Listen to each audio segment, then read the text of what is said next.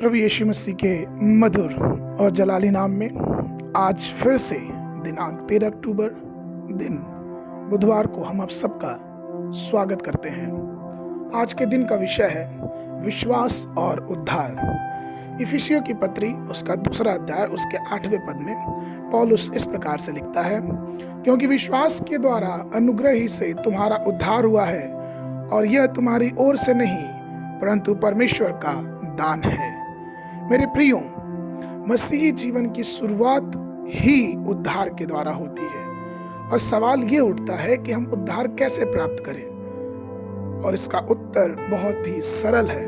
हम उद्धार यीशु मसीह के नाम पे विश्वास करने से प्राप्त कर सकते हैं।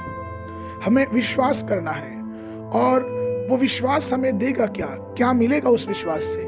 पहला यूहन्ना की पुस्तक उसका 1 अध्याय 7वें और 9वें पद में वचन इस प्रकार से कहता है, और उसके पुत्र यीशु का लहू हमें सब पापों से शुद्ध करता।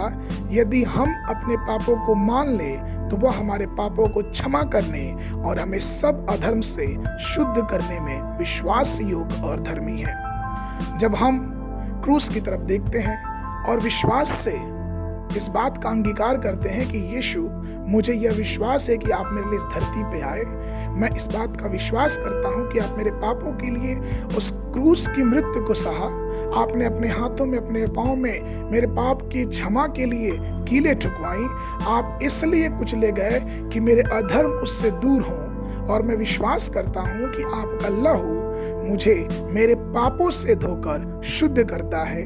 मैं यह भी विश्वास करता हूं कि आप मेरे लिए दफन हो गए, कब्र में गाड़े गए और फिर तीसरे दिन जी उठे, और इसलिए मैं आपको अपना उद्धार ग्रहण करता हूं। मेरे प्रियो, ये वाक्य ये बाइबल से लिया गया है, और इस बात को कहने के बाद हम इस बात का अंगीकार करते हैं कि यीशु मसीह ही हमारा उद्धार करता है, और इस प्रकार से हमारे जीवन की मुलाकात उद्धार से हो जाती है। रोमियो में पौलुस कहता है, रोमियो की पुस्तक उसका 10वां अध्याय उसके 8 और 9 पद में, अर्थात विश्वास का वह वचन जिसका हम प्रचार करते हैं कि यदि तू अपने मुंह से यीशु को प्रभु जानकर अंगीकार करे और अपने मन से विश्वास करे कि परमेश्वर ने उसे मरे हुए में से जिलाया, तो तू उद्धार पाएगा। मेरे प्रियो, हमें और आपको इस बात को जानना है कि उद्धार के साथ 2 प्रमुख बातें जुड़ी हुई हैं। पहली यह है कि मनुष्य का विश्वास, और दूसरी यह है कि परमेश्वर का अनुग्रह। जब ये 2 बातें एक साथ मिल जाती हैं तो हमें हमारे जीवन में उद्धार की अनुभूति होती है।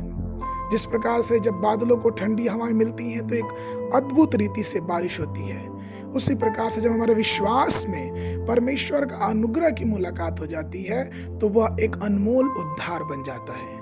और इसलिए तो पवित्र शास्त्र कहता है कि हम उसके अनुग्रह के द्वारा ही बचाए गए। इफिसियों की पुस्तक उसका 2 अध्याय उसका 8वां पद। और विश्वास एक ऐसी चीज है कि सिर्फ विश्वास मात्र से ही हमारा उद्धार हो सकता है, और ना कि केवल हमारा, बल्कि हमारे विश्वास से हमारे परिवार का भी उद्धार संभव है।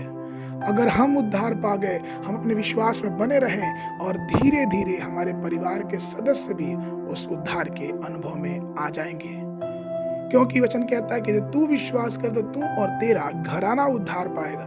नूह के समय हम देखते हैं कि नूह परमेश्वर की दृष्टि में धर्मी पाया गया, और चूंकि नूह ने वो जहाज बनाया, नूह की धार्मिकता के कारण उसके बाल बच्चे, उसके पुत्र, उसकी बहुएं, उसकी पत्नी का भी उद्धार हुआ। परमेश्वर, मेरे प्रिय लोगों, यदि हम विश्वास करते हैं तो हम ये समझे कि हमारा उद्धार के साथ साथ हमारे परिवार के सदस्यों का उद्धार भी जरूरी है। इसलिए हम परमेश्वर के अनुग्रह के लिए प्रार्थना करें कि परमेश्वर का अनुग्रह हमारे परिवारों के सदस्यों पे भी बना रहे। आज के मनन के लिए जो वचन लिया गया वो रोमियो की पुस्तक उसका 10वां अध्याय उसके 11 पद से, कि जो कोई इस पर विश्वास करेगा वह लज्जित ना होगा। परमेश्वर आप सबको बहुत आशीष दे।